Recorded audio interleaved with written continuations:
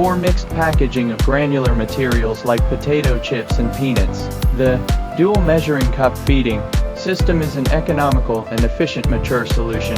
The core of this equipment is a vertical packaging machine with 2 independent measuring cup units. It can separately measure potato chips and peanuts, then feed them sequentially into the same packaging bag to complete the mixed packaging.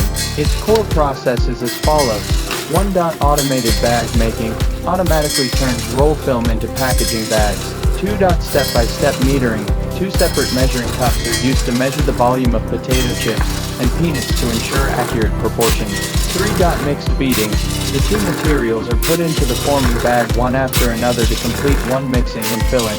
4. Sealing output.